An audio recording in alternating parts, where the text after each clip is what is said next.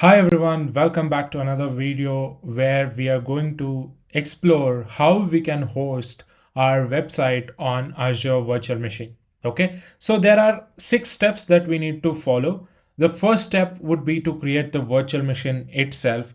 The second step would be to log into the virtual machine. The third step would be to configure the virtual machine. The fourth one is to install the Apache 2 website.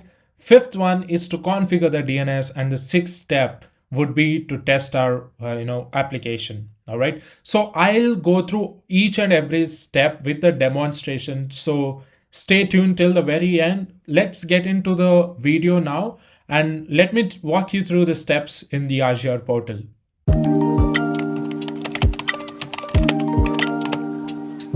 All right, as you can see, I'm in my Azure portal. So this is how it looks. So first step would be to create a virtual machine.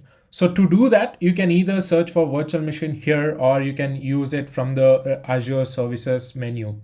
I'll just go ahead and click on virtual machines. You see there are no virtual machines currently running. Let me go ahead and click on create, and I'll create a new virtual machine. So here are a few of the things that we need to configure in order to create a virtual machine. So first step would be to fill out these details. Okay. So you need to select a proper subscription. I have my MSDN platform subscription. I'm going to select that.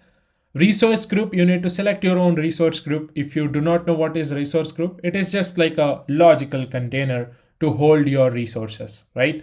So let me create a new resource group called, let me say demo VM and -rg. Okay, RG as in resource group. I'll just click on OK. And virtual machine name, you need to provide a name for your virtual machine. So I'm just going to give demo VM without any RG. Okay, so that's fine. Next is region. Where do you want the virtual machine to be running? So I'll just go with the East US. If you want to use any other regions, go ahead, pick up your region which is very close to you and create the virtual machine in that region. Next is availability options. So if you want your virtual machines or your application to be highly available, you need to keep that in the availability zone. But as this is a demonstration, I'll just go ahead and select no infrastructure redundancy required. But in production, make sure to choose availability zone. Security type, I'll leave that as default, and image, I'll select Ubuntu Server 20.04. As I'm a big fan of Linux, I would always use Linux servers. So it is automatically chosen the virtual machine for me. But if in case you do not see Ubuntu, you can just click on this drop down and you can select your favorite virtual machine image. So I'm good with Ubuntu, and architecture, I'll keep that as x64, and size. If you want, you can increase it, but 1 vCPU and 3.5 GB is fine for me. And if you choose this, you're going to use this virtual machine for the entire month, you would be paying approx 4,185 rupees, right? So if you want to cut down, you can choose a different one, but I think this is the cheapest size that you can find. Okay, I'll select that one. And authentication type, basically Azure provides 2 types of authentication for your virtual machines. One is to go with the SSH public key and the password. So I'll choose SSH public key, and this is the username, that is Azure user. Make sure you remember this because we need it while we log into this virtual machine. Next is SSH key public key source, whether you're creating a new key pair or you're having a key pair, you can choose that, and you can let the Azure know that you already have a key pair. Okay, but as I do not have, I'll just click on generate new key pair, and I'll give the key pair name as demo VM _ key. Next, as this is going to be our website, you need to allow, so SSH, basically you are allowing me to log into that virtual machine. But if you want to disable that, you can do that, but you will not be able to log in. So make sure that you're selecting the right ports. Even after creating the virtual machine, you can select the ports. But as this is our website, I'm sure that we are going to use HTTP and HTTPS. So I'll select both of them. And next I'll go to disks. Operating system disk, it is selecting premium SSD, which is okay with me, and it is going to delete as soon as I delete this virtual machine. So that is checked, and that is also fine for me. And key, it is selected to platform managed key, so I'll leave that as default without altering anything. Networking, I'll go with the default. Azure is recommending, or it is creating a new sort of virtual machines or virtual network for me. So this is the details, and this is the subnet, this is the public IP. All the things which are given by Azure looks fine for me, so I'll go ahead and choose this one. If you want to allow any other ports, you can do that. I'll show you how to do that in the next coming videos maybe. Okay, so I'll select allow selected ports, and here, as you saw in the previous tabs, we selected HTTP and HTTPS, and that is reflected here. Okay, for Linux machines we need SSH 22 ports. For Windows virtual machines we need 3389, that is RDP. I'll select I'll leave rest of the things as default, and I'll click on management. Here, by default, we have a feature called auto shutdown. Basically, Azure is going to shut down your virtual machine if it is inactive. And if you have selected this box, it will automatically disable or shut down your virtual machine at 7 p.m. UTC. If you don't want to do that, uncheck this box. I've done that now. And let me click on monitoring. Here we have to disable this one. I'll usually disable this because I don't want to monitor the boot diagnostics. Basically, it will tell you what and all happened when the operating system itself got booted. Okay, so I'll disable that, and I'll click on advanced. Here I'm not going to alter anything. I'll keep that as default. Next, I'll go to tags. Here also I'm not going to alter anything, but if you want to add a tag, you can go ahead and do that. Next, review and create. So here is the important thing, that it is going to summarize what and all you have selected. If you're not satisfied with the selection, you can go back and you can alter it, right? So this is how much I'm going to pay. That is 5.7 INR per hour. That is pretty cheap for me, right?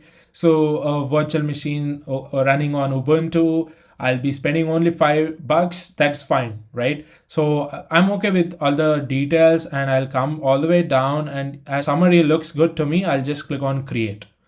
Once you hit on clear, it is going to prompt you to, as you have selected the public key, SSH public key, it is going to ask you to download the private key and create the resource, because if you don't do that, you would not be able to log into the virtual machine. So I highly recommend you to download this as soon as this gets prompted, and then it is going to create your virtual machine. This virtual machine creation takes a minimum of 2 to 3 minutes. I'll, as you can see here, the deployment is getting initialized. So I'll come back once virtual machine is ready. All right, it took around 2 to 3 minutes for the virtual machine to create. As you can see now, it says the virtual machine is created, your deployment is complete. So let me go to the resource here.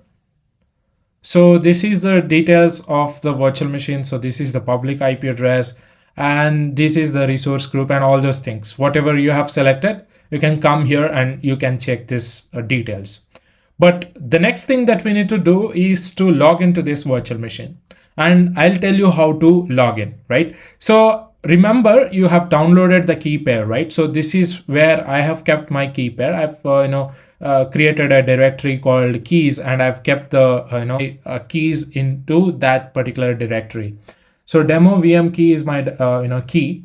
So I'll open the terminal, and I'll be in that particular location where I have kept the key. So if you see here, this is my terminal, and if you see here, I've just typed in ls-lrt. So this is where I have my key, right? So now let's grab the public IP address and let us log into this virtual machine. To do that, open your terminal.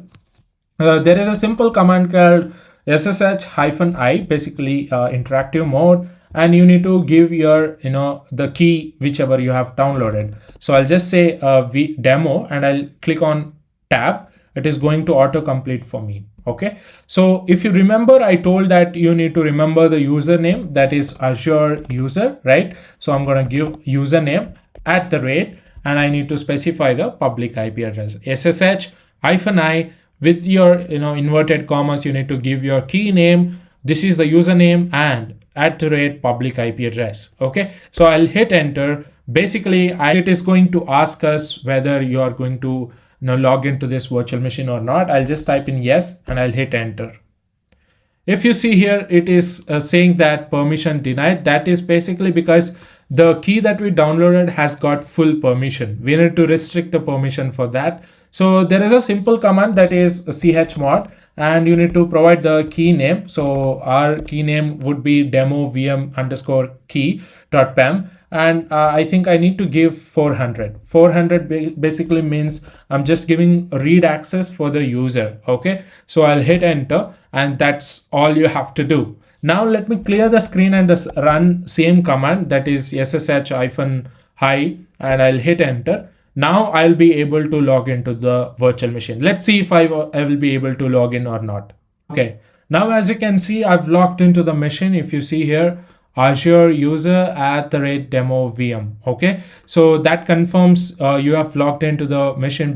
Previously it was saying giving my Mac machine's username. So now it is clear that we are inside the virtual machine. Even if you want to check, so you can just type in who am I, and it will say Azure user, and that's all, right? So this is your host name, which we gave demo VM, but if you want to give a meaningful name, that is also fine, right? So this is how you log in to the virtual machine, and that completes the second step.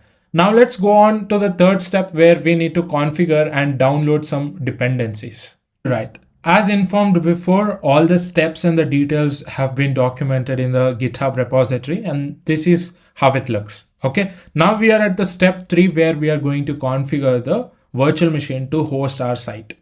And the commands that are required for this particular step have been given here. So these are all the commands that we need to run. Okay, so all right, so let's continue from here. The step 3 is here, and this is my terminal, as you can see. Let's go ahead and execute all these commands step by step. Okay, first let me type in sudo su-.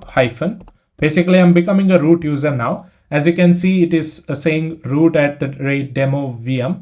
So I'm a root user now. Next step would be to update the system. For that, we have a command called sudo apt update-y. I'll just copy that and I'll paste it in my virtual machine. Okay, so this is going to update our system. Okay, first it is going to download all the packages and everything, and it is going to update the system. So let's wait until that gets done. Okay, I think that is done here. So let me clear the screen now. Okay, now let's go ahead and install the Apache 2. Apache 2 is a web server, basically a free tool which you can use. So the command to install Apache 2 is sudo. If you're a normal user, you need to type in sudo. As I'm a root user, I'll just go with apt-get space install-y and Apache 2. I'll just copy that and I'll paste it here. Okay, so this is going to install the Apache 2 website for us. So it is going to download all the dependencies and all the files that are required. Okay, so let's wait for that to be completed. Okay, so it is still downloading. The next step would be to check the status. So this is the step, systemctl status Apache 2. Okay, so basically systemctl is a system control, and we are checking the status. Okay, so I'll just copy this and I'll be ready. Okay, now as you can see, I think you don't see that here, but it says the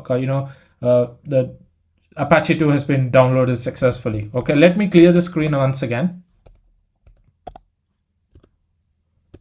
Okay, I've cleared the screen now. Now let's go ahead and check the status. As I have copied the command here, systemctl status Apache 2, and I'll hit enter. And you should be seeing this active and running status. If you don't see that, then there might be some issue with the installation. Please check and go ahead with the next steps. Okay. Okay. As you saw, the status of the Apache 2 was up and running. Now let's go ahead and create a directory called temp in this root folder. I'll just say mkdir temp and I'll hit enter, and I'll cd into temp. Okay. So I'm inside my temp directory. So I'm going to download this particular free site, which is available here. So there is a site called free CSS. So where it is going to provide you a beautiful website here, as you can see. I've taken one of them, and to download that, you need to run this command called wget https and the URL name. Okay. So basically, let's say this is your site, and if you want to download this, what you can do is you can just click on right click, and you will see now copy link address. So you can just copy that, right? But if you have your own data, or if you have your own files, HTML, CSS, and JavaScript, you can store it in a GitHub repository. You can clone them and you can keep the files one at the same time. But if you have your own file on your local machine, you can also transfer that using WinSCP, or you can also use other file transfer protocols to transfer the files into your virtual machines. Okay, that can also be done. But now, as this is a demonstration, I'm going to get the URL here. Okay, so you will be finding this zip file. So I'll copy that command and I'll paste it in my virtual machine. I'll hit enter. Basically, that is going to download all the files and files that are there in that particular folder in the zip file. Okay. The next step would be to unzip that particular file that we have downloaded. Okay, so the file name is for you host.zip. So let's go ahead and unzip that. So the command to unzip is unzip for you host.zip, and I'll hit enter. So basically it is warning me saying that unzip command is not fine. And it is also saying that run this command to install it. So that is how the Linux is very useful, right? So I'll just say apt install unzip. So it is going to install all the dependencies for me. Now let me clear the screen. Okay, so after clearing the screen, so I'll get into the folder. Okay, for you host. Okay, so we need to unzip that yet. So I'll just copy this command and I'll paste it again. Unzip for you host. Now I think it has downloaded all the things into the folder. Okay, let me clear the screen and I'll just type in ls-lrt. You can see this this file, right? So for you host HTML. So let's go inside that folder. I'll just say cd and for you, and that's all. You can be inside this folder now. Next, let's see what are the contents that we have in this particular files. Okay, so I'll just say ls-lrt again. You can see fonts, you can see CSS, you can see index.html and all those things. Now let's move this file into a path where our Apache 2 is there, right? So if you see here, the command move mv star, and this is the file where the default HTML file will be located. Basically, once we install the Apache 2, let me grab my public IP again. So let me go here now and I'll paste the public IP with enter. And you can see this default Apache 2 page, right? So if you want to remove this and add your own file, what you need to do is you need to remove that particular file and move your contents to this particular path. So that is what we are doing here. So I'm just going to type mv star as in move all the files under this directory to this particular path. So I'll hit enter. So once that is done, so you will be prompted to the next command. Okay, next is to enable systemctl HTTPD, but we are not using HTTPD. It needs to be replaced with Apache 2. Okay, so I'll just copy this systemctl start and I'll type in Apache 2. I'll make sure to correct that in the GitHub repository. So that is done. Now let me start Apache 2 once again. After enabling it, you can start it back. Okay, so now that is started. Basically, if you ask me what did I do now, so if I stop this virtual machine and restart it, I will not, I should not be able to again start it and again enable it. So by default, if you stop and restart your virtual machine, basically Apache 2 will be up and running for you. Without enabling it, what happens? If you don't enable it, you need to restart it, right? So that is the big thing. So now I think the website is up and running for you. So let me close this. Let me come out of this particular terminal. So, or else I'll go inside this. Okay. So now let me grab my public IP again. So, and I'll go to the browser and I'll paste the IP address. Now you should be seeing the site that I've already hosted. If you see here, this is the site that I picked. So you can see the website running successfully on this particular public IP. But our intention is to have our own DNS, right? So that is going to be our step number 4, where we are going to configure the DNS. So basically I've combined step 3 and 4. Basically in the intro, I told that step 3 is to configure, step 4 is to configure the Apache 2. But I've combined them and I've made that as step 3 itself. Okay. Now the next step 4 would be to configure the DNS, which we would be doing in the next step. So let's go ahead and configure the DNS. To do that, what you need to do is, so let me go back to my Azure virtual machine here. So again, I need to copy the public IP. So I'll copy the public IP and I will open the another Azure portal in the next tab so that you would be able to understand what I'm doing. I'll close this. And if you do not have a DNS, you need to have your own DNS entry. You can create your own domain name. So I have already purchased my domain, so which is called as amonkincloud.com, which is already in use. So what I'll do is I'll manage this DNS. So if you see here, this is my domain, app domain. I'll just click on manage DNS records. And here I need to create a new record. So once I create a new record, I would be able to access this site with a DNS name. I'll just click on record set. Here, whatever the name that you give, that is going to be taken. So I'll say just site.amonkincloud.com. It is like a subdomain, for example.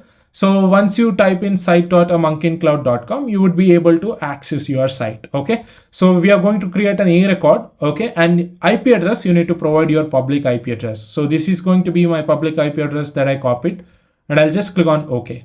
Now you should be able to access your site with just site.amonkincloud.com. Let's go ahead and test that. So I'll just type in site.amonkincloud.com. If you see here, that is what it is. And I would be able to access my site. Pretty cool, right? But there is additional thing that you can do. I will leave that as a homework for you to do, or a research that you can do. If you see here, it is saying not secured. That basically means I've not installed any SSL certificate on this particular site. How to do that, you can figure out. There is a free tool available. I'm giving you a hint. So you can install and you can use SSL certificate. Make sure that your site is secure. Okay. So that completes our step 4. I'm not, going in depth about the SSL certificate. I'm giving that for your homework. So you will also do some research and understand it. But I'll stop right here. So our site is up and running without any issues. So I was able to access my site with the DNS entry also. Okay. So that's it I had for this particular demonstration. I hope you learned something new, and thank you. If you're liking the content that I'm creating, please consider subscribing and share it among your friends. Thank you. And I will see you in the next video and next demonstration. Bye bye.